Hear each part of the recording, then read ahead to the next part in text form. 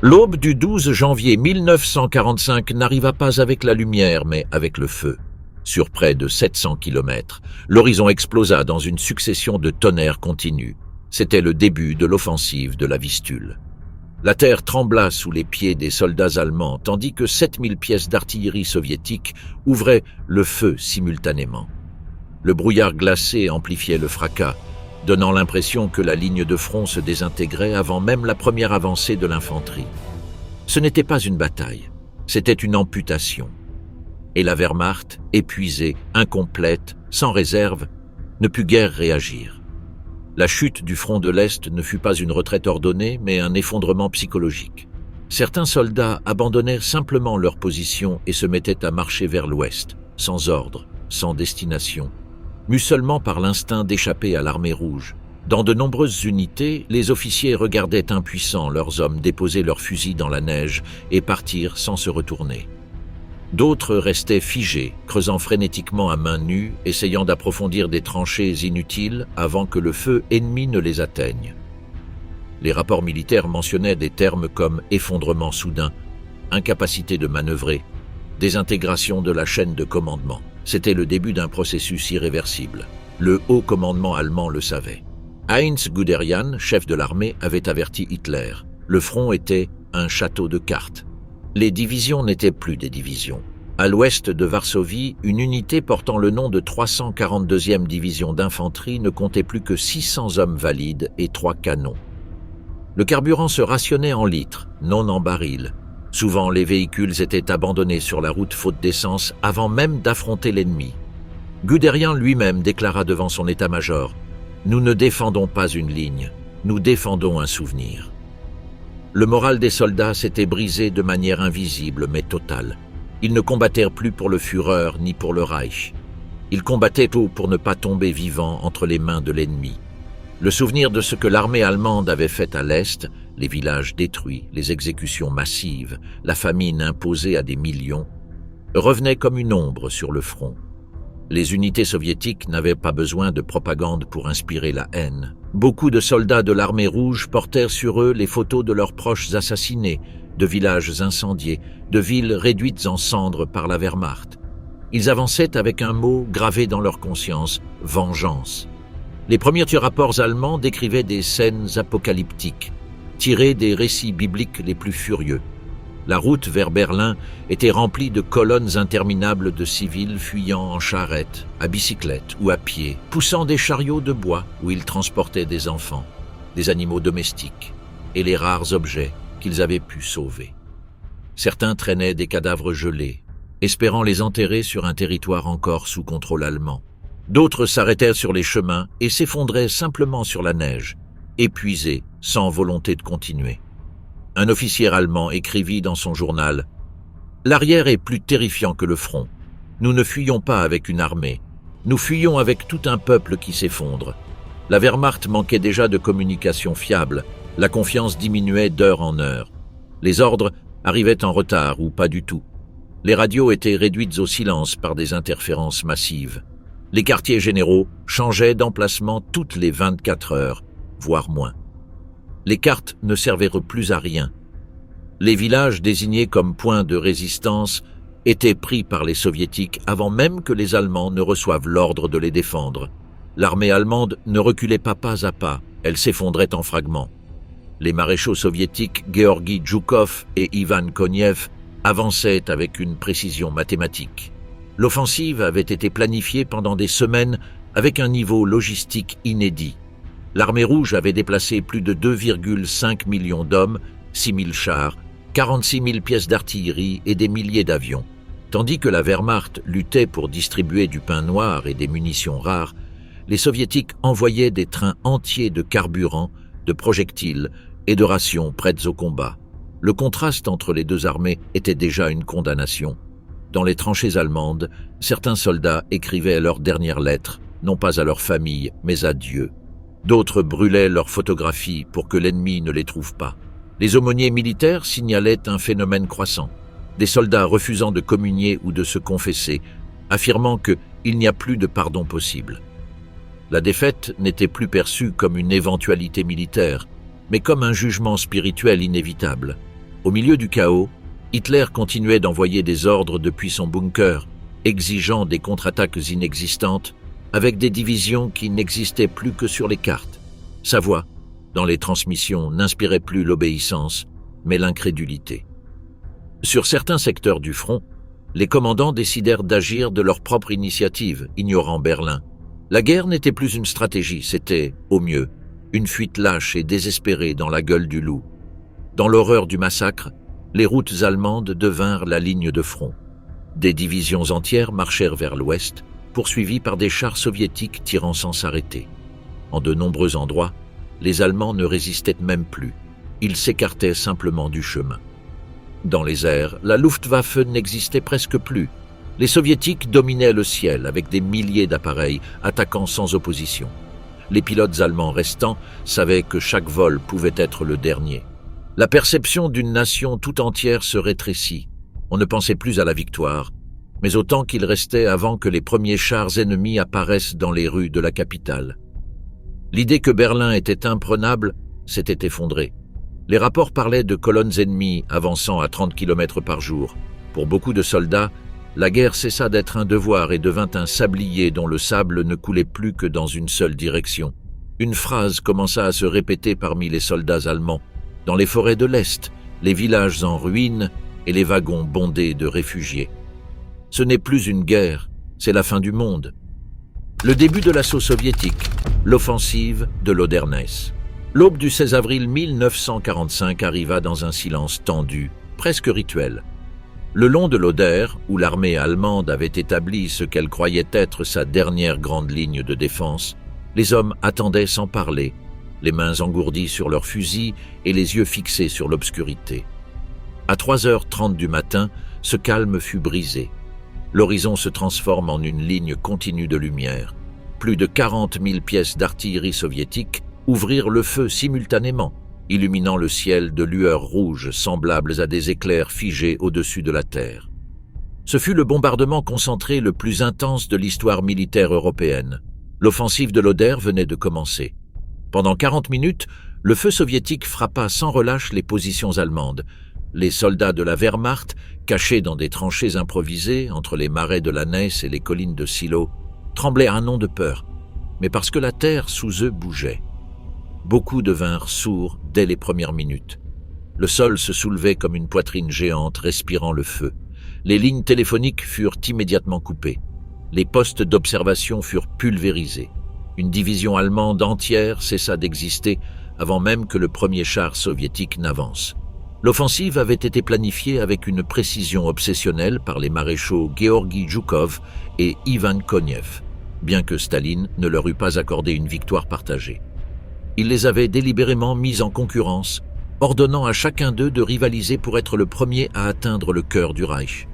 Zhukov, à la tête du premier front biélorusse, devait briser la ligne de Seylau et entrer directement à Berlin par l'Est. Konev, à la tête du premier front ukrainien, devait pénétrer par le sud et veiller à ne pas rester en arrière. La ville, symbole du pouvoir européen, devait désormais devenir le trophée suprême. À 4 heures du matin, Zhukov ordonna la deuxième phase de l'attaque. Des milliers de projecteurs s'allumèrent simultanément, envoyant des faisceaux de lumière blanche sur le champ de bataille. L'objectif était d'aveugler les défenseurs allemands et d'éclairer l'avancée de l'infanterie soviétique. Mais un brouillard épais, mêlé de fumée et de poussière, refléta la lumière de manière chaotique. Vue du ciel, la ligne de front ressemblait à un océan de brouillard illuminé de l'intérieur, où des silhouettes humaines se mouvaient comme des ombres convulsées. La guerre était entrée dans sa phase finale, et elle n'obéissait plus aux lois du combat conventionnel. C'était une lutte d'une dimension presque mythologique. Hitler confia la défense de l'Oder au général-colonel Gotthard Heinrici, probablement le dernier commandant allemand capable de ralentir temporairement l'avance soviétique. Heinrici, un homme austère, profondément religieux et presque obsessionnel, ordonna de retirer les premières lignes allemandes juste avant le bombardement, anticipant la tactique soviétique consistant à anéantir l'avant-garde avant l'assaut frontal.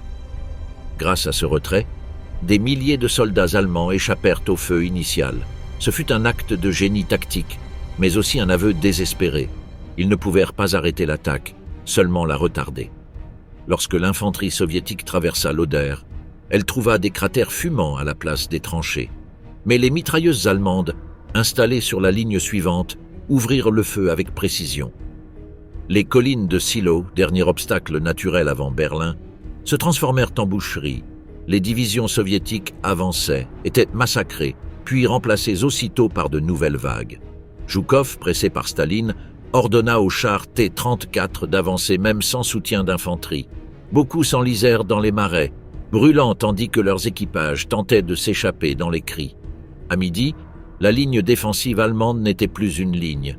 C'était une mosaïque de poches de résistance isolées, des noyaux de soldats combattant depuis des caves, des fossés ou les ruines de fermes.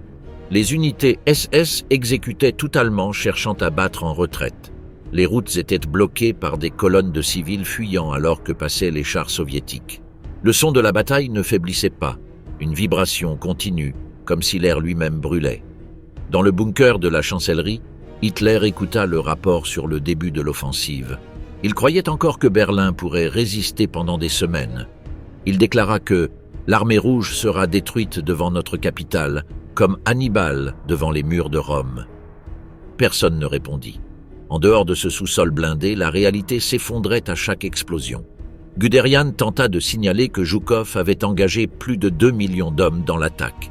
Hitler frappa la table, exigeant des contre-attaques avec des divisions Panzer qui n'existaient plus. Dans les forêts proches de la Ness, les restes des unités allemandes se réorganisaient en marchant.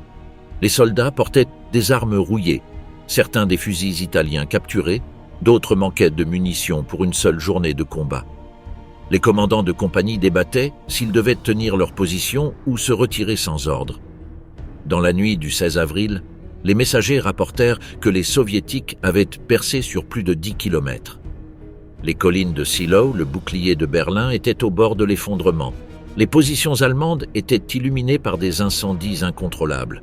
Le sol était couvert de corps, d'uniformes tachés de sang et de boue, de masques à gaz brisés et de casques troués par les éclats. L'air était saturé d'une odeur de chair brûlée mêlée à la poudre et au carburant répandu. Un officier allemand décrivit la scène par une phrase reprise dans tous les récits de ce jour. « L'Oder n'est plus une ligne défensive, c'est la porte de l'enfer, et elle s'est ouverte pour les laisser passer. » Rola Dovudzouf, Zhukov Voskonev. À l'aube du 1er avril 1945, alors que Berlin s'accrochait encore à l'illusion de résister, deux hommes observaient la carte du Reich avec une ambition silencieuse. Georgi Zhukov et Ivan Konev, les deux maréchaux les plus célèbres de l'armée rouge, ne dirigeaient pas seulement des armées, ils rivalisaient pour l'histoire. Tous deux savaient que Staline accorderait la gloire de la chute de Berlin à un seul d'entre eux. Chaque kilomètre parcouru, chaque pont sécurisé, chaque division ennemie anéantie pouvait faire la différence entre l'immortalité et l'oubli.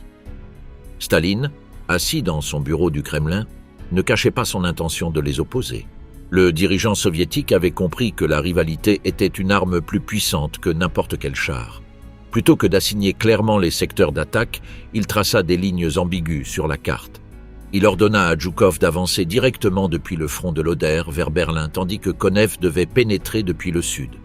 Il n'établit pas de limite claire entre leurs zones d'opération. « Celui qui arrivera le premier ?» dit Staline sans changer de ton. « sera celui qui plantera le drapeau rouge dans la capitale du fascisme. » Aucun des maréchaux ne répondit. Inutile. La guerre finale n'était plus seulement contre l'Allemagne. Elle se déroulait entre eux. Georgi Zhukov, héros de Moscou et de Stalingrad, était connu pour sa détermination brutale. Ses méthodes étaient directes, presque impitoyables. Il calculait les pertes en fonction de l'avancée prévue. Il avait un jour dit « Plus le feu est intense, plus l'ennemi sera rapidement réduit ». Il ne croyait pas aux manœuvres complexes. Sa stratégie pour prendre Berlin était aussi simple qu'effrayante. Écraser toute résistance par des vagues successives jusqu'à effacer complètement la capacité allemande à répondre. Ivan Konev, plus réfléchi, moins impulsif, avait démontré une flexibilité tactique supérieure lors d'opérations précédentes. Son style combinait des attaques précises avec des enveloppements rapides. Il avait acquis une réputation pour mieux préserver la vie de ses hommes et pour sa capacité à improviser sur le terrain. Mais il était également conscient que Zhukov le surpassait en prestige. Staline l'avait relégué à plusieurs reprises à des objectifs secondaires. Cette fois, il n'était pas prêt à rester derrière. Le 2 avril, Staline convoqua les 2 maréchaux par radio cryptée. Il leur annonça que l'offensive générale commencerait le 16 avril. Il ne mentionna pas de corridor d'avancée exclusif. Zhukov comprit le message à sa manière. Il devait arriver le premier, quel qu'en soit le prix. Konev comprit qu'il était libre de désobéir à toute frontière tactique s'il voyait un chemin libre vers Berlin. L'ennemi n'était plus seulement Hitler. C'était l'autre maréchal soviétique. Le 16 avril, Zhukov lança son offensive sur les collines de Silo avec une violence sans précédent. Il ordonna l'usage simultané de projecteurs et d'artillerie lourde, convaincu qu'il briserait la ligne allemande en quelques heures. Mais la résistance de Heinrichi et le terrain marécageux frustrèrent son plan. Les pertes soviétiques furent catastrophiques. Les chars s'enfonçaient dans la boue, l'infanterie tombait avant d'atteindre les défenses. Au fur et à mesure que la journée avançait et que la ligne allemande tenait, Zhukov commença à perdre le contrôle. Il hurlait des ordres par radio, exigeait de nouveaux bombardements sans pause. Chaque minute était une humiliation face à Konev, qui progressait plus aisément au sud. Staline reçut les premiers rapports à midi. Il ne critiqua pas directement Zhukov. Il informa simplement Konev. Il a l'autorisation de se diriger directement vers Berlin. Utilise la route que tu juges appropriée. C'était le coup d'envoi de la course. Konev regarda la carte et vit son opportunité. Il pouvait prendre Berlin depuis le sud-ouest, en traversant la rivière Spree. Il ordonna à ses armées à blindés d'avancer sans s'arrêter pour consolider les positions. « Celui qui regarde en arrière n'atteindra pas la capitale », dit-il froidement à ses commandants. Pendant ce temps, Zhukov intensifia son offensive. Il ordonna aux chars d'avancer même sous feu direct ennemi. Les pertes dépassaient toutes les prévisions, mais le maréchal ne stoppa pas l'attaque. Staline, en observant les communications, esquissa un léger sourire. Il avait obtenu ce qu'il voulait, 2 géants de l'armée rouge détruisant la dernière défense allemande en rivalisant entre eux. Le 19 avril, la ligne de Silo céda enfin. Zhukov envoya un message à Moscou. « L'ennemi est en retraite. Je suis à 70 km de Berlin. » Quelques minutes plus tard, il reçut un rapport de renseignement. Les troupes de Konev avaient percé les défenses allemandes au sud et progressaient rapidement sur l'autoroute vers Berlin. La fureur de Zhukov fut immédiate. Il ordonna de rediriger des unités de chars pour couper cette route avant que Konev ne le précède. Les routes se remplirent de colonnes soviétiques se disputant l'espace, dans un genre de conflit interne qui menaçait l'avancée d'un effondrement inutile. Certains rapports affirment même qu'il y eut des échanges de tirs isolés entre unités de reconnaissance qui plus tard prétendirent avoir confondu leurs rivaux avec des forces allemandes. Cependant, beaucoup pensent que les tirs étaient intentionnels. Pour Zhukov et Konev, la rivalité était devenue un second front de la guerre. Le 20 avril, jour de l'anniversaire d'Adolf Hitler, les premiers projectiles soviétiques commencèrent à tomber sur le centre de Berlin. Zhukov et Konev envoyèrent des rapports simultanés à Staline, revendiquant être les premiers à bombarder la capitale. Staline ne répondit pas. Il observait. Il attendait. Il savait que la vraie gloire n'était pas de bombarder Berlin, mais de prendre le Reichstag, symbole suprême de l'ennemi. Et un seul de ses maréchaux y parviendrait.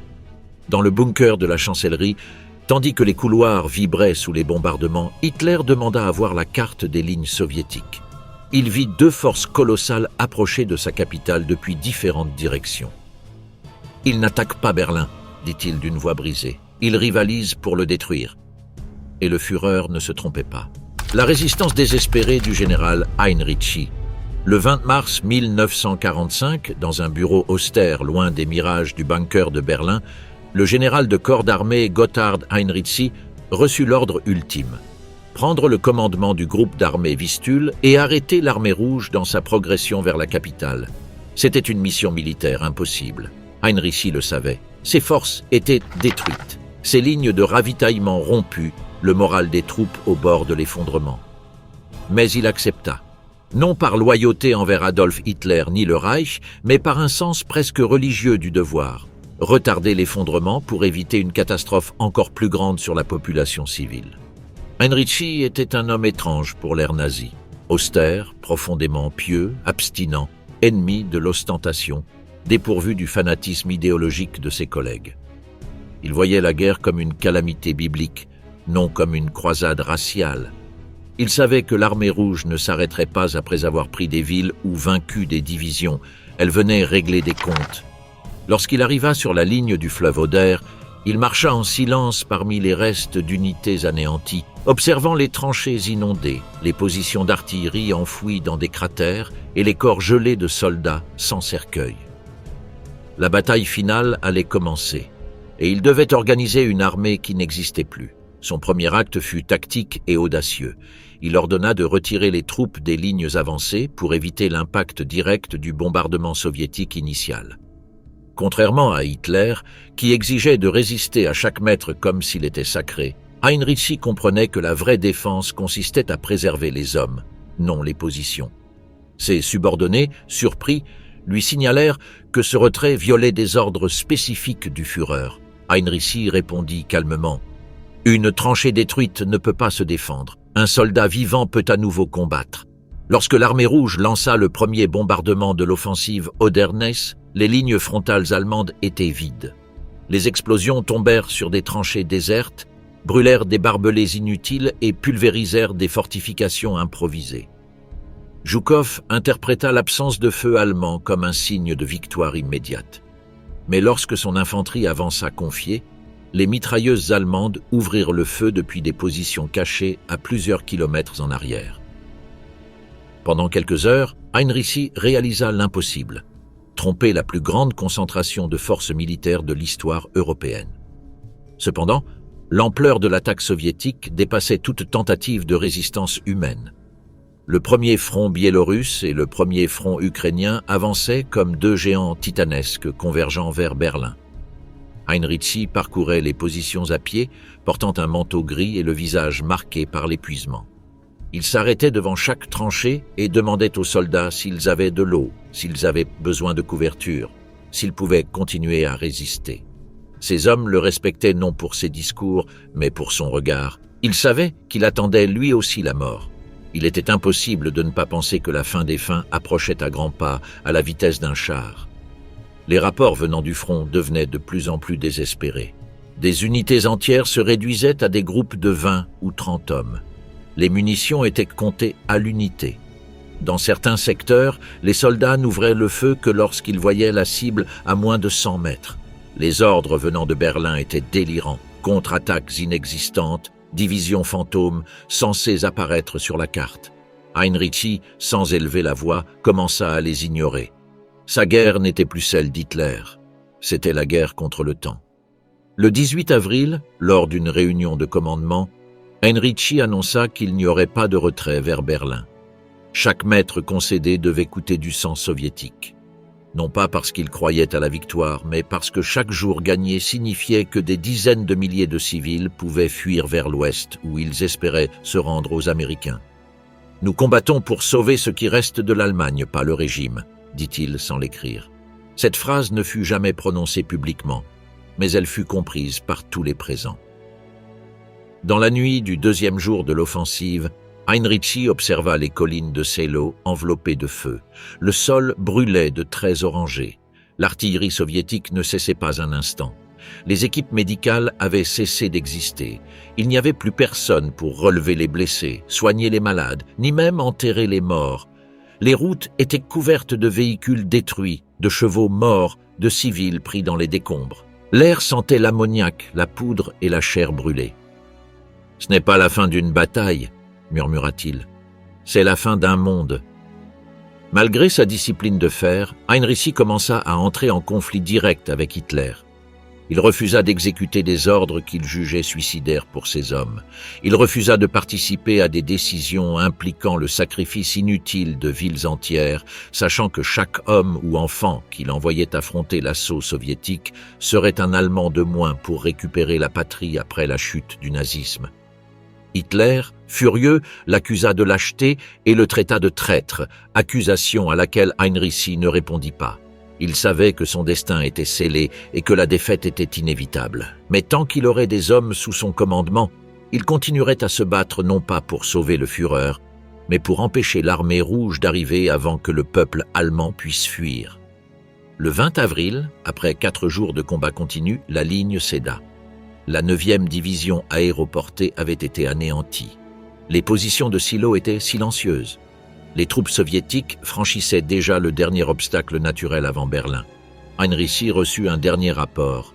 Les forces restantes ne peuvent poursuivre la défense. Ordonnez la retraite ou nous serons encerclés. Heinrici se leva, prit sa casquette et sortit de la tente de commandement. Il observa l'horizon. Il n'y avait ni soleil, ni ciel. Juste des colonnes de fumée montant vers le vide. Il ne prononça pas un mot. La plus grande défense finale de l'Allemagne avait disparu. Le chemin vers Berlin était ouvert. Les combattants étrangers du Reich, ils étaient les derniers à continuer de croire. Pendant que le peuple allemand fuyait vers l'ouest, pendant que les hauts gradés cherchaient à négocier leur reddition ou à s'enfuir en avion, eux marchaient vers Berlin pour mourir.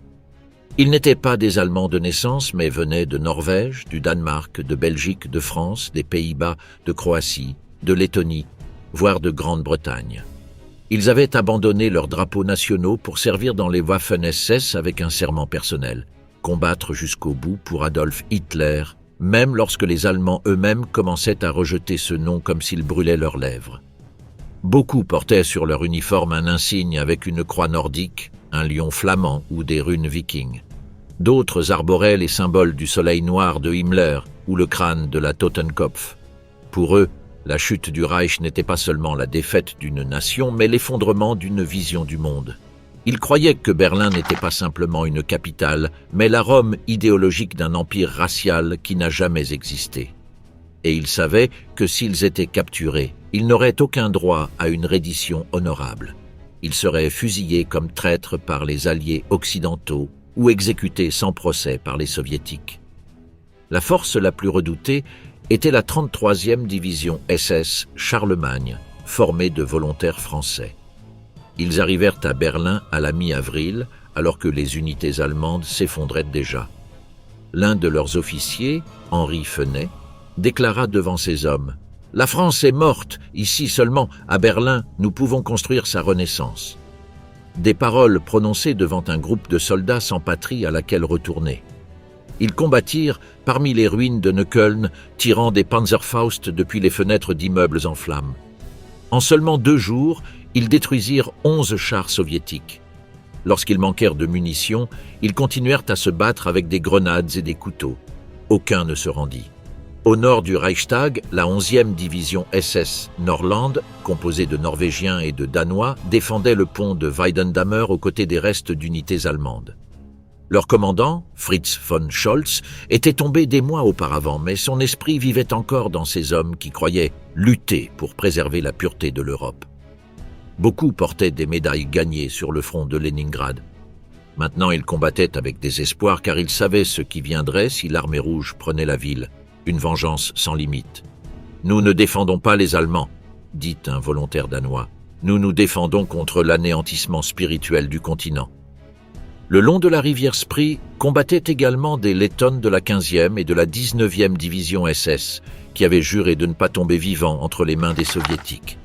Ils avaient vu leurs villages rasés, leurs familles déportées en Sibérie. Pour eux, se battre à Berlin était le dernier acte de rébellion contre la domination russe. Certains portaient des bombes improvisées attachées au corps dans le but de se jeter sur les chars ennemis une fois leurs munitions épuisées. Dans le quartier gouvernemental, une unité britannique de la Légion de Saint-Georges, créée par John Amry, fils d'un ministre du cabinet de Churchill, résistait aux côtés des restes des jeunesses hitlériennes. Amry avait été capturé et condamné à mort pour trahison, mais un petit groupe de partisans restait à Berlin. Ils étaient peu nombreux, peut-être une 50aine au total, mais ils étaient déterminés à mourir au combat plutôt que de faire face à la potence dans leur pays natal. À mesure que le siège soviétique se resserrait, ces forces étrangères devinrent les combattants les plus fanatiques et efficaces du côté allemand. Ils ne désertaient pas, ils ne négocièrent pas, ils ne reculèrent pas. Chaque bâtiment se transformait en forteresse, chaque sous-sol était une tranchée. Alors que des unités de la Wehrmacht tentaient de se rendre avec des drapeaux blancs improvisés, les SS étrangères continuaient de tirer, même sur des soldats allemands cherchant à fuir. Lorsque les troupes de Zhukov prirent le Reichstag, ce furent les Français de la Charlemagne qui lancèrent la dernière contre-attaque. Ils avançaient entre colonnes effondrées et rideaux de fumée, tirant sur tout mouvement. Certains moururent brûlés par des lance-flammes, d'autres sous l'effondrement de toits détruits par l'artillerie. Un soldat français écrivit sur un morceau de carton avant de mourir « Nous ne combattons pas pour Hitler. Nous combattons pour l'idée que nous portons en nous. » Dans les dernières heures du 30 avril, alors qu'Hitler se suicidait dans son bunker, à l'extérieur, les combattants étrangers tenaient encore leur position dans les décombres. Les Danois avaient été encerclés près du Tiergarten. Les Français résistaient dans les sous-sols du ministère de l'Air. Les Lettons continuaient d'attaquer les chars avec des grenades fumigènes et des lance-roquettes improvisées. Contrairement aux unités allemandes qui reçurent l'ordre de cesser le feu, beaucoup d'étrangers ne le reconnurent pas. Leur guerre ne se termina pas par le coup de feu d'un pistolet dans le Führerbunker. Elle se termina lorsque le dernier d'entre eux tomba sous le feu ennemi sans remettre son arme. Le lendemain, les Soviétiques trouvèrent les corps d'hommes parlant différentes langues, avec des drapeaux différents cousus sous l'uniforme noir de la SS. Aucun ne portait de documents indiquant un retour. Aucun n'avait demandé grâce. Aucun n'avait survécu. Le chaos logistique et moral dans la Wehrmacht. L'armée allemande n'était plus une armée. C'était une masse d'hommes dispersés, sans carburant ni munitions, se déplaçant parmi les décombres d'un pays en effondrement.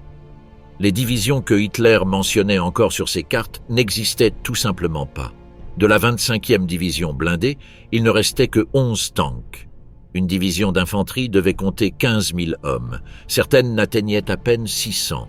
Les routes vers Berlin étaient saturées non pas de colonnes organisées, mais de restes d'unités mélangées à des civils, des enfants, des charrettes, des soldats sans bottes, des officiers à vélo et des camions abandonnés faute de carburant. La logistique du Reich avait implosé, dévastant toutes les lignes d'approvisionnement. Les dépôts alimentaires étaient vides, les trains n'arrivaient pas, les conducteurs désertaient. Beaucoup de soldats n'avaient pas mangé depuis 3 jours. Le pain noir était distribué en tranches de la taille d'une boîte d'allumettes. Les rations de combat standard avaient cessé d'exister. Certains combattants faisaient bouillir du cuir de ceinture pour obtenir une soupe gélatineuse. D'autres démontaient des cadavres de chevaux morts pour obtenir de la viande congelée et crue. Les Allemands avaient déjà vécu l'état de pillage lors de la bataille de Stalingrad, bien que la plupart des Berlinois n'en avaient entendu parler que par des rumeurs venant du front de l'Est. Cette nouvelle réalité était un choc brutal pour une société qui, il n'y a pas si longtemps, nageait dans une économie impériale promettant de conquérir une grande partie de l'Europe sans problème. Mais si peu de temps après, tout avait changé, et la victoire semblait de plus en plus loin. La nourriture manquait, mais pas seulement. L'ennemi approchait des portes, et les munitions se comptèrent par coups. Les officiers ordonnaient à leurs hommes de tirer uniquement lorsque l'ennemi était assez proche pour être vu à l'œil nu. Dans certains secteurs, les soldats partageaient un fusil à 3. Les Panzerfaust, derniers recours anti-chars, étaient utilisés même par des civils enrôlés de force. Les obus d'artillerie étaient stockés dans des caisses vides pour simuler des réserves inexistantes. Les unités recevant l'ordre de contre-attaquer répondaient par le silence. Le chaos moral surpassait le chaos militaire. La discipline s'était désintégrée. Dans les forêts à l'est de la Spree, des groupes de soldats abandonnaient leur position en pleine nuit, laissant derrière eux des officiers endormis. D'autres retiraient de leur uniforme pour se mêler aux réfugiés. Ceux capturés par la Feldgendarmerie, la police militaire allemande, étaient exécutés immédiatement. Les rues se remplirent de corps avec des pancartes autour du cou. Déserteurs, lâches, traîtres au Führer. Dans de nombreux cas, les exécutants étaient aussi des garçons du Volkssturm, des adolescents armés de fusils du siècle précédent. Au sein de la Wehrmacht, des signes de mutinerie silencieuse sont apparus. Des officiers, qui tentaient encore d'organiser la défense des collines de Seelow, débattaient ouvertement entre eux. Certains exigeaient de se retirer vers Berlin pour former un dernier périmètre défensif. D'autres voulaient fuir vers l'Elbe pour se rendre aux Américains. Plus personne ne croyait à la victoire. La guerre était devenue une course pour éviter de tomber vivant entre les mains de l'armée rouge. « Je préfère 20 ans dans un camp français que 20 minutes avec les Russes », écrivit un caporal dans son journal avant de fuir vers l'ouest. Le haut commandement continuait de donner des ordres irréalistes. Hitler ordonnait des contre-attaques de grande force avec des divisions Panzer qui n'existaient que sur le papier. Keitel et Jodl transmettaient des messages commençant par « Le Führer attend ». comme si la volonté de Hitler pouvait produire des chars à partir de rien. Dans les salles de commandement, les officiers brûlaient des cartes pour ne pas laisser de preuves de retrait. Guderian discuta violemment avec Hitler, exigeant la permission d'évacuer Berlin. Il fut remplacé. Tout officier suggérant que la guerre était perdue était écarté ou menacé de pelotons d'exécution. Sur le front, la réalité était autre. Les troupes de première ligne voyaient leurs flancs disparaître. Les batteries d'artillerie se taisaient, faute de munitions. Les émetteurs radio ne diffusaient que des interférences ou des appels à l'aide impossibles à satisfaire. Des unités entières se rendaient sans tirer un seul coup. D'autres continuaient de se battre par inertie, non par espoir, mais parce qu'elles ne savaient pas quoi faire d'autre. « Nous continuons à tirer parce que nous sommes encerclés et ne pouvons fuir », écrivit un lieutenant aux abords de Fürstenwald. La dévastation morale atteignit même les officiers supérieurs. Certains commencèrent à disparaître mystérieusement après des réunions de commandement, laissant leurs uniformes pliés avec un pistolet dessus. D'autres se suicidèrent dans leurs véhicules à la vue des premiers chars soviétiques. La mort était devenue un choix privé. Le serment au Führer n'avait plus de poids. Il ne restait que l'instinct de survie ou la résignation face à l'inévitable. Dans de nombreuses unités, les soldats cessèrent de répondre au salut nazi. Le Heil Hitler fut remplacé par une phrase courte prononcée entre les dents. « Survive, survivre ». C'était un adieu, un vœu, une dernière fois. Il ne se battait plus pour un Reich, ni pour un drapeau. Il se battait pour pouvoir atteindre la nuit suivante. L'effondrement ne se produisit pas sur une seule ligne. Il se produisit en chaque soldat, un par un, tandis que l'artillerie soviétique avançait vers la capitale. Le bombardement soviétique et la bataille des collines de Silo. La nuit du 15 avril 1945 tomba sur le fleuve Oder comme un ancien présage.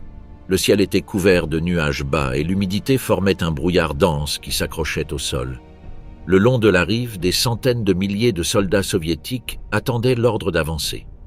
On n'entendait aucune voix. Il n'y avait pas de feu de camp. Seulement un silence mécanique, expectatif. Les artilleurs gardaient leurs mains sur les leviers. Les opérateurs des Katyusha mettaient les moteurs en marche à faible régime. L'armée rouge s'était transformée en un organisme vivant prêt à déclencher un cataclysme. À 3h30 du matin du 16 avril, l'horizon s'illumina soudainement. Des milliers de projecteurs pointèrent depuis l'arrière soviétique vers les positions allemandes, illuminant le brouillard par en dessous et créant une lueur irréelle, spectrale. En même temps, 40 000 pièces d'artillerie ouvrirent le feu en une seule salve. Le fracas fut si puissant qu'à Berlin, à 70 km de distance, les fenêtres vibrèrent. Les collines de Silo, dernier bastion naturel avant la capitale, se transformèrent en un enfer d'explosions continues. La terre s'ouvrit, les tranchées disparurent, les défenses allemandes furent littéralement soulevées dans les airs. Le général Zhukov, observant depuis un poste élevé, espérait que tout le front allemand s'effondrerait en quelques heures. Staline exigeait des résultats immédiats. Chaque minute comptait. Zhukov savait que le maréchal Konev avançait depuis le sud avec la même ambition. Cette offensive n'était pas seulement une opération militaire, c'était une course pour la gloire de prendre Berlin. Chaque explosion à Silo était aussi un battement du cœur politique du maréchal. Mais le colonel général Heinrichi avait anticipé le mouvement. Il avait ordonné de retirer les premières lignes allemandes juste avant le bombardement. Les tranchées restèrent vides. Lorsque les premiers soldats soviétiques avancèrent entre les cratères fumants, ils furent accueillis par des tirs de mitrailleuses depuis des positions cachées en arrière. L'attaque, conçue pour détruire complètement la ligne de défense allemande, se heurtait maintenant à une résistance dispersée mais méthodique. Les pertes soviétiques commencèrent à s'accumuler. Zhukov ordonna d'intensifier le feu. Pendant 3 jours, l'artillerie ne cessa pas. Les Katyusha lançaient des roquettes par vagues. Le ciel s'embrasait de traînées, tombant comme des comètes enflammées. Les chars T-34 avançaient dans la boue sous le feu direct, essayant d'ouvrir un passage pour l'infanterie. Mais le terrain, inondé délibérément par les Allemands, se transforma en marécage mortel. De nombreux blindés restèrent immobiles, enfoncés jusqu'aux tourelles. Leurs équipages mouraient à l'intérieur lorsque les projectiles ennemis atteignaient les réservoirs de carburant.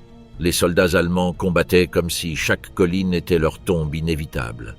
Les unités du Volkssturm, composées de vieillards et d'adolescents, s'accrochaient à leur position, tirant au Panzerfaust à bout portant. Les divisions panzer restantes se déplaçaient constamment pour éviter le feu ennemi. Mais chaque fois qu'un de leurs chars était détruit, le reste commençait à reculer sans ordre. La Luftwaffe n'apparaissait que rarement, incapable de changer le cours de la bataille. Le 17 avril, Zhukov reçut une communication directe du Kremlin. Le camarade Staline demande les raisons d'une avancée si lente. Le maréchal, sous pression, ordonna des attaques frontales sans tenir compte des pertes. Les soldats soviétiques avançaient par vagues, sachant que beaucoup ne reviendraient pas. La consigne était claire. La patrie est derrière nous, l'ennemi est devant nous, il n'y a pas de retraite possible. Les commissaires politiques tiraient sur tout homme hésitant à avancer. Les collines de Silo devinrent un champ de mort incessant. Le sang se mêlait à la pluie et à la boue. Des milliers de corps restaient abandonnés dans les cratères. Les arbres brûlaient comme des torches noires. Une unité allemande de parachutistes fut anéantie en une seule heure. Un officier soviétique écrivit dans son journal « Le sol tremble comme s'il voulait fuir l'horreur ». Pourtant, l'avancée continuait. Les lignes de Heinrichi commencèrent à se briser le 3e jour.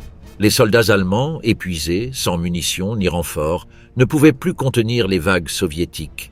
Les communications étaient détruites. Les commandants allemands fuyaient vers Berlin sans attendre d'instructions. La dernière ligne de collines, noircie et couverte de cadavres, fut perdue à l'aube du 19 avril. Zhukov ne célébra pas. Il observa le terrain dévasté, conscient qu'il avait sacrifié des dizaines de milliers d'hommes pour ouvrir une porte vers Berlin. Staline ne le félicita pas. Il envoya seulement une phrase sèche par radio. « Poursuivez vers la capitale ». Les collines de Silo étaient tombées, la route vers Berlin était ouverte. Le début du siège de Berlin. Le 20 avril 1945, alors qu'Adolf Hitler fêtait ses 56 ans dans le bunker de la chancellerie, l'artillerie soviétique commença à tirer directement sur le centre de Berlin.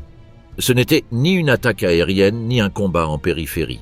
C'étaient les premiers projectiles à longue portée frappant la capitale du Reich. Les explosions secouaient les fondations des bâtiments gouvernementaux. Les vitres du Reichstag vibraient d'un son aigu, comme si elles gémissaient. La guerre était arrivée au cœur de l'Allemagne. Et il n'y avait plus de voie d'évasion. Le maréchal Zhukov avait réussi à percer le front sur les collines de Silo. Ces chars T-34 avancèrent maintenant sur des routes couvertes de réfugiés, de boue et de débris de véhicules allemands. Au sud, le maréchal Konev traversait la rivière Spree, repoussant les dernières unités de la Wehrmacht vers le nord-ouest. Staline avait donné un seul ordre aux deux, encercler complètement Berlin et sceller son destin. Chaque armée soviétique se mouvait avec la précision d'une pince, se refermant sur la gorge d'un animal mourant. Les accès à la ville furent perdus en quelques heures. L'autoroute de Francfort tomba le 21 avril. Potsdam fut encerclée le 22 avril. Les routes vers l'ouest, utilisées par des milliers de civils désespérés fuyant vers les lignes américaines, étaient sous le feu de l'artillerie. Beaucoup de réfugiés, voyant des chars soviétiques à l'horizon, abandonnaient leurs voitures et se précipitaient dans les forêts. D'autres, épuisés, s'agenouillaient sur les routes, mains sur la tête, attendant une mort rapide. Les colonnes de véhicules militaires tentaient de se frayer un chemin de force, renversant ceux qui se trouvaient sur leur passage. Le chaos n'était plus la conséquence de la défaite, c'était la forme même de la résistance. À Berlin, la population reçut la nouvelle du siège avec un mélange de stupeur et de résignation. Les autorités du parti nazi ordonnèrent qu'aucun civil ne quitte la ville. La radio diffusait des discours exaltant le sacrifice final du peuple allemand. Goebbels déclara que Berlin deviendrait la forteresse invincible du national-socialisme. Mais les Berlinois n'écoutèrent plus ces mots. Ils entendaient le grondement incessant du feu soviétique, comme si la terre elle-même se fissurait sous leurs pieds. Le Führerbunker se remplit de cartes indiquant des positions qui n'existaient plus.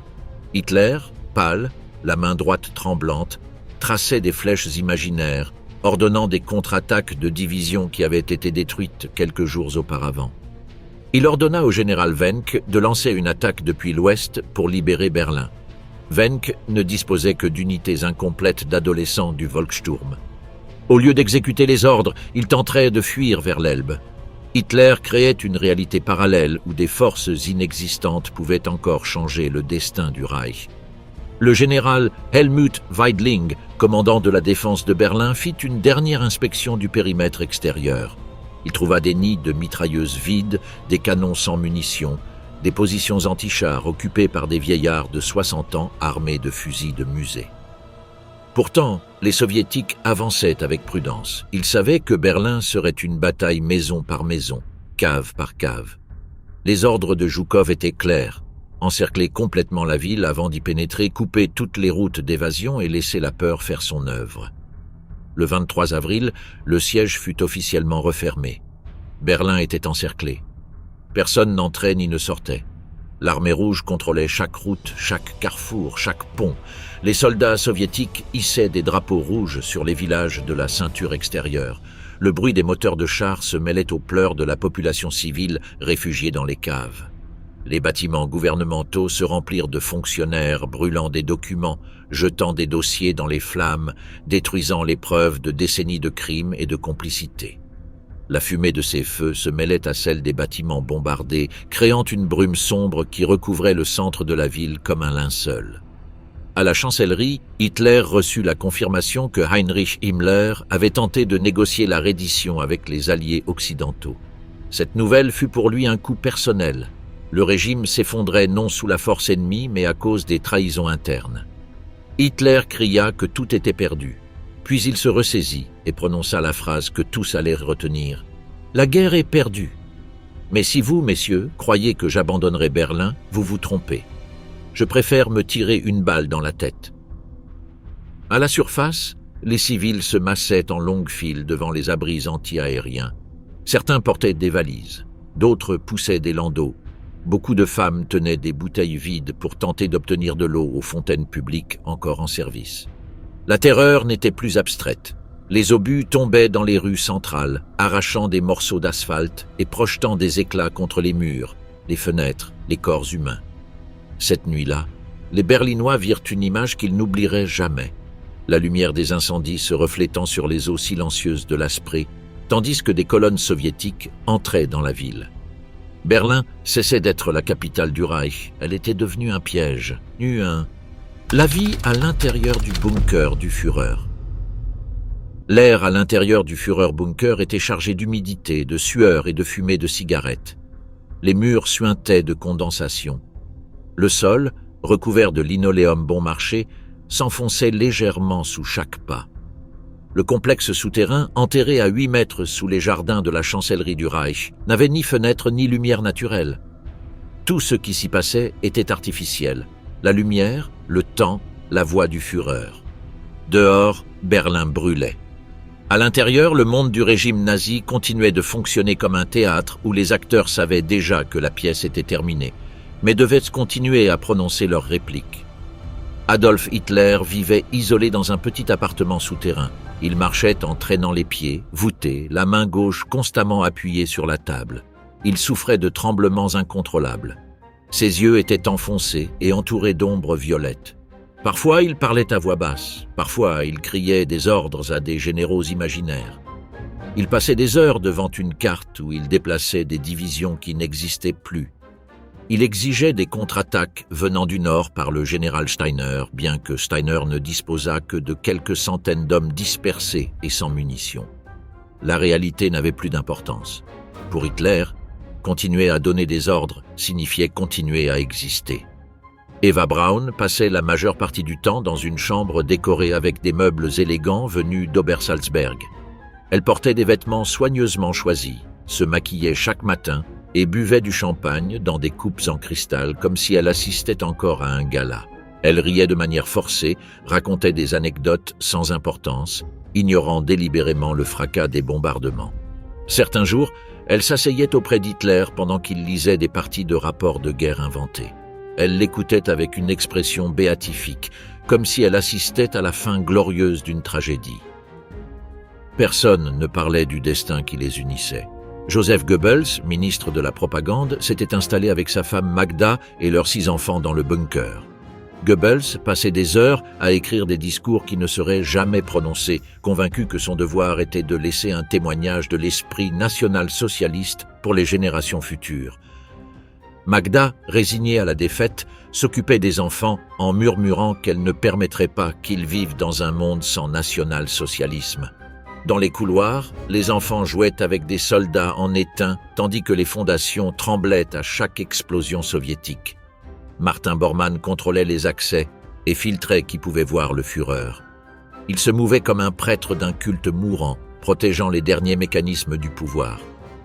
Il ordonnait d'exécuter quiconque insinuait une reddition. Il signait des sentences de mort sur des bouts de papier, sachant que personne ne sortirait vivant du bunker.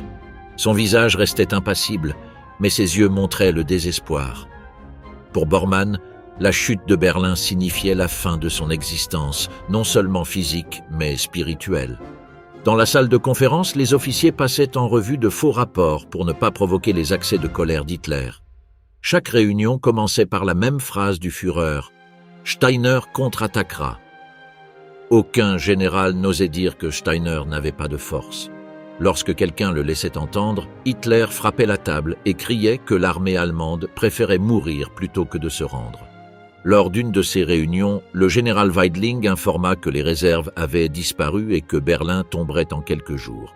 Hitler l'accusa de trahison. Seul le témoignage de Bormann évita son exécution immédiate. Le bruit des bombardements était constant, comme une respiration profonde qui ne s'arrêtait jamais. Parfois, les lampes vacillaient. Le plafond tremblait. Des morceaux de plâtre tombaient sur les bureaux. Dans les couloirs, on entendait le fracas lointain de l'effondrement des bâtiments gouvernementaux. Les murs vibraient à chaque impact. Dehors, le ciel était un océan de feu. À l'intérieur, les horloges indiquaient les heures comme si le temps suivait son cours normal. L'humeur du Führer oscillait entre la colère et la résignation. À un moment, il ordonnait de détruire toute l'infrastructure allemande afin que l'ennemi n'hérite de rien d'utile.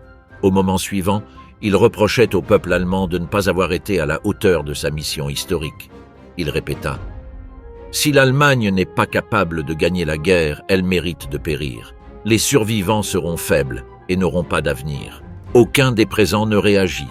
Ils n'écoutaient plus. Ils attendèrent seulement. La nuit, dans la salle des officiers, on servait du cognac, du vin et du whisky confisqués. Les hauts gradés buvaient en silence. Certains pleuraient dans des coins sombres, d'autres écrivaient des lettres qui ne seraient jamais envoyées. Les secrétaires, épuisés, dactylographiaient les derniers décrets du Reich, sachant qu'au lever du jour, tout serait inutile. La radio du bunker diffusait des marches militaires tandis que les soviétiques approchaient à moins de 2 kilomètres. Le 22 avril, Hitler reçut le rapport définitif. Steiner n'attaquerait pas. Il ne pouvait pas. Hitler s'affaissa dans une chaise, immobile. Il resta ainsi plusieurs minutes. Puis il dit d'une voix à peine audible : « Tout est perdu. » Personne ne parla. À ce moment, le bunker cessa d'être le centre de commandement d'un empire. Il devint une tombe attendant son occupant. L'effondrement civil dans la ville. Le dernier acte de Berlin ne s'est pas écrit dans les bureaux du pouvoir, mais dans les caves, les stations de métro et les ruines où s'entassaient des centaines de milliers de civils. La population qui avait survécu aux bombardements alliés des années précédentes faisait maintenant face à quelque chose de différent, l'effondrement total de l'ordre humain. Il n'y avait pas de gouvernement, pas de police, pas d'autorité morale ni militaire. Toute la ville était devenue un champ de bataille, et ses habitants étaient pris au milieu de deux forces qui ne s'arrêtaient pas. Les sirènes ne retentissaient plus. Ce n'était pas nécessaire. L'artillerie soviétique tombait sans interruption sur tous les quartiers. Les abris souterrains étaient remplis au-delà de leur capacité. Des personnes de tous âges se pressaient entre des murs écailleux, respirant un air vicié par la fumée et la peur. L'odeur était insupportable, sueur accumulée, vêtements brûlés, blessures infectées, corps non enterrés. Les mères serraient leurs enfants tout en priant à voix basse. Certains vieillards restaient silencieux, regardant le vide, comme si leur esprit avait quitté leur corps. Les explosions faisaient vibrer les fondations du sol. La poussière tombait du plafond comme si le monde s'effondrait sur leurs têtes. La nourriture avait disparu. Les magasins étaient vides depuis des semaines, les entrepôts pillés. Les réserves de pain se réduisaient à de morceaux durs rationnés entre les familles entières. Les enfants pleurèrent de faim. Certains civils osaient sortir pour chercher de l'eau. Ils marchaient entre des bâtiments en flammes, recueillant de la neige sale ou tentant d'extraire de l'eau de tuyaux cassés. Les fontaines publiques étaient sans pression. Pour des milliers de personnes, la seule source d'eau était la rivière Spree, chargée de cendres et de restes humains. L'électricité a cessé de fonctionner dans la majeure partie de la ville. Les nuits étaient éclairées uniquement par le feu. Le vent portait des étincelles brûlantes qui tombaient sur les toits encore intacts et les enflammaient. Les incendies se propageaient sans contrôle. Le crépitement du bois qui brûle se mêlait aux détonations de l'artillerie et aux gémissements des blessés. Les ambulances ne circulèrent plus, il n'y avait plus de carburant. Les hôpitaux fonctionnaient uniquement à la lumière des bougies ou des lampes de poche. Les médecins opéraient sur des tables de cuisine improvisées dans les caves. Il n'y avait pas d'anesthésie. Les blessés mordaient des morceaux de cuir pour ne pas crier pendant qu'on leur amputait des membres détruits par les éclats. Beaucoup mouraient de leurs blessures avant de recevoir des soins. Les cadavres s'accumulaient dans les couloirs et les coins. Les civils les couvraient de couvertures, incapables de les enterrer. L'odeur commençait à imprégner tout. Le chaos moral était aussi profond que le chaos matériel. Le désespoir menait à des scènes impensables. Certaines familles entières se suicidaient avec des pilules de cyanure. Les mères tuaient leurs enfants avant de se donner la mort, convaincus que c'était une façon de les sauver du destin qui les attendait avec l'entrée de l'armée rouge. Les pamphlets du parti exhortaient à résister jusqu'au bout, mais personne ne les écoutait. Le seul véritable mot d'ordre était de survivre. Dans les quartiers de l'Est, les premiers civils à voir les soldats soviétiques étaient des femmes âgées qui s'agenouillaient, les bras levés. Les soviétiques ne tiraient pas. Ils continuaient d'avancer. Mais derrière chaque colonne militaire venaient des unités de l'arrière et des soldats retardataires affamés de vengeance. Les pillages commencèrent au coucher du soleil le 23 avril. Magasins, maisons, caves, tout était fouillé. Ce qui ne pouvait pas être volé était détruit. Les rues se remplissaient de scènes d'horreur. Des femmes étaient traînées par les cheveux vers les portails. Des petites filles criaient en demandant de l'aide qui n'arrivait pas. Les hommes étaient frappés, forcés de creuser des fosses ou fusillés sans procès. De nombreux civils, entendant les premiers coups de feu dans leurs rues, s'enfermaient dans des pièces sombres avec du poison ou des armes à feu, attendant leur tour. D'autres restaient immobiles dans leurs abris, paralysés par la peur, écoutant l'avancée des bottes au-dessus de leur tête comme si le monde était dévoré centimètre par centimètre. Dans certains secteurs, les troupes soviétiques distribuaient du pain et des boîtes de viande, mais ces gestes n'arrêtaient pas la panique. Pour les Berlinois, la guerre n'arrivait pas comme une armée d'occupation, mais comme le retour d'un châtiment historique. La propagande nazie avait averti pendant des années de l'ennemi de l'Est. Maintenant, cet ennemi se matérialisait comme une présence inévitable. Chaque jour, le siège se resserrait davantage. Les stations de métro se transformaient en villes souterraines. Des milliers de personnes dormaient sur les quais, se couvrant de couvertures sales, partageant l'espace avec des chevaux blessés, des vieillards agonisants et des soldats refusant de retourner au front.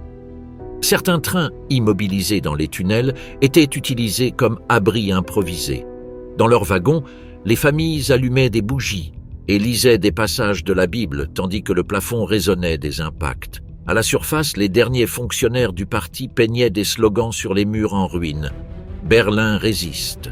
La victoire est sûre. » Plus personne ne regardait ces messages. Les seuls signes visibles étaient les colonnes de fumée s'élevant vers le ciel gris, la marée constante d'explosions soviétiques et le silence funèbre des quartiers où il ne restait plus personne en vie. La brutalité de l'avancée soviétique.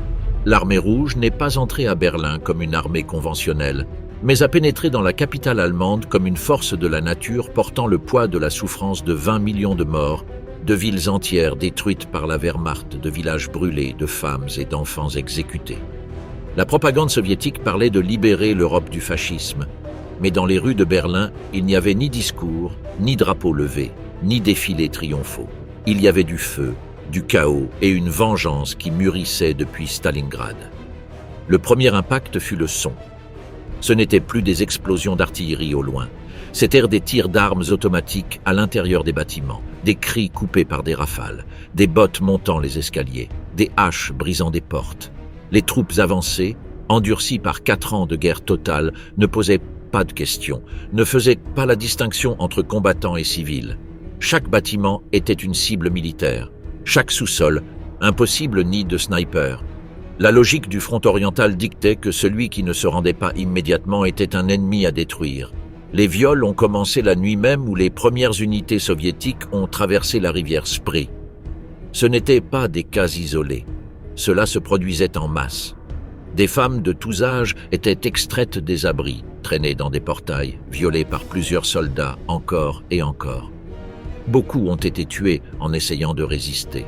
D'autres se sont suicidés sur le champ. Des mères offrèrent leur corps pour sauver leurs filles. Certaines femmes se couvraient de sang ou d'excréments pour paraître malades ou mortes. Ce n'était pas de la haine individuelle, c'était un acte collectif, une explosion de fureur réprimée, justifiée par le discours de la punition. Anthony Beevor a recueilli des témoignages de médecins allemandes qui ont traité jusqu'à 70 cas de viol en une seule nuit dans un abri de la zone de Mythe. Les victimes avaient entre 12 et 70 ans. Dans de nombreux cas, les soldats soviétiques revenaient plusieurs fois au même endroit. La violence sexuelle est devenue une arme psychologique. Elle ne cherchait pas le plaisir, mais l'humiliation totale. C'était une guerre dans la guerre, destinée à détruire l'identité d'un peuple qui, pendant des années, avait proclamé sa suprématie raciale. En même temps, le pillage était systématique. Les soldats faisaient irruption dans les maisons pour emporter montres, bagues, manteaux, radios, vélos, nourriture. Dans certains cas, une frénésie de butin se déclenchait.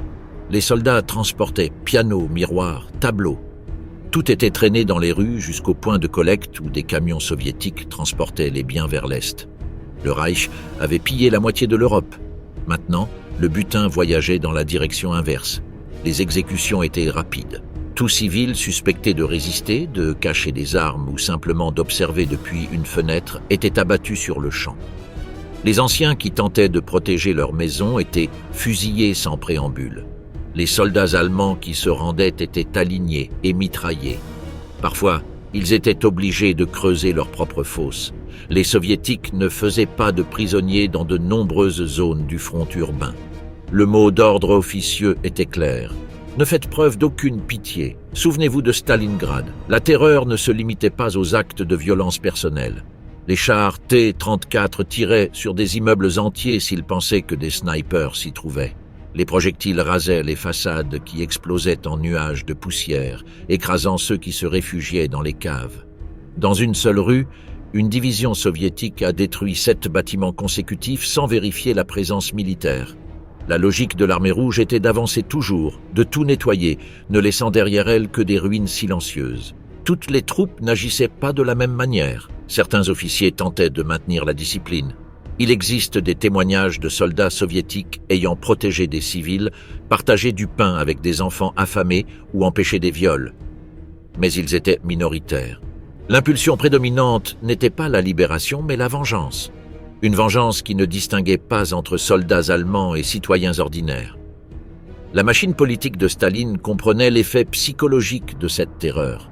Chaque recoin pris par l'armée rouge envoyait un message clair. Le Reich n'avait pas seulement été vaincu, il avait été écrasé, humilié, effacé. Les haut-parleurs soviétiques diffusaient des messages en allemand. « Rendez vos armes, pas d'échappatoire. Quiconque résiste mourra. » Les voix résonnaient entre les bâtiments effondrés comme un écho de destruction inévitable. L'impact moral sur la population civile fut total. L'idée d'une défense héroïque s'était évaporée. Même les membres les plus fanatiques du parti se taisaient en voyant ce qui se passait dans les rues. La terreur ne venait plus du ciel sous forme de bombes alliées. Elle venait du sol, des ombres, du visage du soldat soviétique qui pénétrait dans une maison et décidait, sans témoin ni conséquence, du sort de ses habitants. Pour les civils piégés, chaque minute était une sentence suspendue. Il n'y avait aucun refuge sûr, aucune autorité à laquelle s'adresser. Il ne restait qu'à survivre au prochain coup à la porte. L'armée rouge avançait vers le centre-ville, laissant derrière elle un paysage qui n'appartenait plus aux vivants. Les derniers défenseurs du Reich. Le 25 avril 1945, le ciel au-dessus de Berlin n'était plus un ciel. C'était une voûte noire traversée par des colonnes de fumée, des flammes rouges et des éclairs intermittents d'artillerie. Le fracas était constant, comme si la terre elle-même gémissait. Les dernières routes reliant la capitale au reste du monde avaient été coupées. Berlin était devenue une île en flammes. entourés par l'armée rouge sur tous les fronts. Les observateurs allemands confirmèrent l'impensable. Il n'y avait pas de voie de fuite, pas de corridor d'évacuation, pas de réserve pour contre-attaquer. La capitale du Reich était complètement encerclée. La guerre n'était pas terminée. Elle avait seulement changé de forme. C'était maintenant un combat pour chaque rue, chaque sous-sol, chaque pièce. Les divisions régulières de la Wehrmacht existaient à peine. Ce qui en restait s'était dissous parmi les ruines. À leur place surgit une dernière ligne de défense composée d'hommes sans expérience militaire ou déjà vaincus sur d'autres fronts. Membres du Volkssturm, hommes de plus de 60 ans, étudiants, fonctionnaires du parti et adolescents des jeunesses hitlériennes. Beaucoup de ces derniers ne savaient pas tirer avec précision, mais tenaient leur Panzerfaust comme des reliques sacrées. Ils se postaient aux fenêtres brisées et parmi les décombres, attendant les chars soviétiques qui apparaissaient entre les colonnes de fumée de l'avenue Unter den Linden. Leurs yeux montraient la terreur et la détermination. Ils ne se battaient pas pour la victoire. Ils se battaient par obéissance aveugle à une doctrine déjà en train de s'éteindre même au cœur du Führerbunker. Les soviétiques avançaient avec une prudence brutale. Chaque bâtiment était pris comme une forteresse. Les escouades d'assaut entraient avec des lance-flammes, des grenades et des mitrailleuses lourdes. Les chars T-34 tiraient directement sur les façades, effondrant des étages entiers sur ceux qui résistaient à l'intérieur. Les derniers défenseurs utilisaient des tunnels, passages souterrains, stations de métro, canalisations. La ville était devenue un labyrinthe. Chaque fois que les soviétiques prenaient un bâtiment, les Allemands réapparaissaient depuis le sous-sol pour attaquer l'arrière de l'ennemi, dans une guerre d'ombres et d'explosions à bout portant. Près de la porte de Brandebourg, un groupe d'enfants de la Hitlerjugend, certains âgés à peine de 14 ans, prépara une embuscade. Le chef du groupe, d'une voix brisée, assurait que l'histoire les se souviendrait comme les défenseurs de la capitale du Reich. Lorsqu'apparut le premier char soviétique, un jeune garçon sortit en courant d'une tranchée improvisée avec un Panzerfaust chargé. Il parvint à toucher le blindage latéral. Le char explosa en flammes. L'enfant sourit un instant avant d'être atteint par les éclats. Son corps resta étendu sur l'asphalte, la main encore agrippée à l'arme.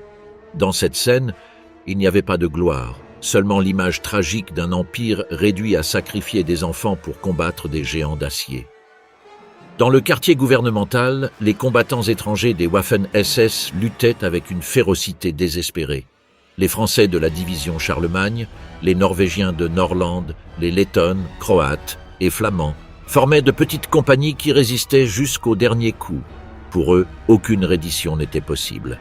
Ils savaient qu'ils ne seraient pas traités comme des prisonniers de guerre, mais comme des traîtres internationaux. Sur la place devant le Reichstag, un volontaire français survivant de Normandie, ayant déjà combattu contre les Alliés, tirait depuis une fenêtre en récitant une prière dans sa langue maternelle.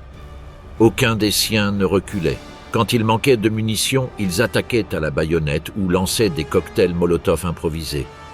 La mort n'était pas un risque, c'était une certitude. Les ruines du Tiergarten sont devenues un champ de bataille ouvert. Entre les arbres brûlés, les chars soviétiques avançaient en file, tirant sur toute structure. Les derniers vestiges de la 11e SS Nordland s'étaient retranchés dans les cratères de bombes, utilisant des troncs calcinés comme parapets. Les soldats échangeaient des munitions comme s'ils échangeaient leur dernier battement de vie. Lorsque les lignes se rompaient, ils tentaient de se retirer vers la chancellerie, cherchant un dernier point de résistance. Au Reichstag, symbole du pouvoir politique allemand avant l'ascension d'Hitler, se livrait la bataille la plus féroce. Le bâtiment n'avait plus de toit. Les colonnes étaient calcinées. L'air intérieur était un mélange de fumée, de poussière et de cendres humaines. Les soviétiques lancèrent des grenades par les fenêtres en progressant parmi les tas de cadavres. Les défenseurs allemands utilisaient chaque salle comme dernière position. Certains combattaient avec des masques à gaz couverts de sang. Les corps des morts servaient de barricades. Le combat était corps à corps. On entendait des cris en différentes langues. Chaque explosion secouait la structure comme si elle voulait l'arracher de ses fondations. À l'aube du 30 avril, l'armée rouge a hissé un drapeau rouge sur le dôme partiellement effondré du Reichstag. Il y avait encore des tirs à l'intérieur. Le drapeau flottait au-dessus d'un bâtiment toujours en feu. Les défenseurs, loin de se rendre, continuaient à combattre dans les sous-sols entre colonnes brisées et archives brûlées. Pour eux, le symbole ne signifiait pas la fin. La fin ne viendrait qu'avec leur mort. Pendant ce temps, dans les jardins de la chancellerie, les restes des troupes de la SS Leibstandart, la garde personnelle d'Hitler, se retranchaient dans les cratères de bombes. L'artillerie soviétique tombait sur eux avec une précision dévastatrice. Pourtant, personne ne bougeait. Certains tiraient jusqu'à ce que leurs armes surchauffent. D'autres lançaient des grenades en l'air, espérant que le vent les dirige vers les positions ennemies. Il n'y avait aucune possibilité de victoire. Il ne restait que la résistance. Dans les tunnels souterrains reliés à la chancellerie, soldats de la Wehrmacht et civils se mêlaient en une foule silencieuse. Les plus jeunes tenaient des fusils qu'ils n'avaient jamais utilisés. Les plus âgés s'appuyaient contre les murs, le regard vide. On disait qu'Hitler était encore là, donnant des ordres impossibles. Certains croyaient qu'une contre-attaque viendrait du sud. D'autres savaient que la guerre était terminée. Mais continuer à se battre était le seul moyen de ne pas tomber vivant aux mains des soviétiques. Le dernier périmètre défensif s'est formé autour du bunker du Führer. C'était une ligne composée d'officiers SS, de gardes du corps, de membres du parti et des restes dispersés d'unités ayant échappé au front. Le sol tremblait à chaque impact d'artillerie. Les murs de la chancellerie brûlaient. Les sculptures décorant le jardin avaient été réduites à des fragments de marbre. Les étangs étaient remplis de débris et de cadavres. Ce même jour, à 15h30, un coup de feu a retenti dans le bunker. Dehors, le combat ne cessait pas. Les derniers défenseurs continuaient à se battre, ignorant que l'homme pour lequel ils se sacrifiaient avait cessé d'exister. Berlin, réduit en feu et en poussière, continuait à résister par inertie, non par espoir. Chaque tir était l'écho d'un empire qui n'existait plus, une dernière note d'une symphonie détruite par son propre apogée. Les soviétiques avançaient pas à pas, prenant salles, couloirs, sous-sols, ne trouvant que ruines, cadavres et silence armé. Dans les dernières heures de combat, le Reich n'avait plus de gouvernement, ni de leader, ni d'armée. Il ne restait que des hommes tirant jusqu'au dernier cartouche et une ville mourant avec eux.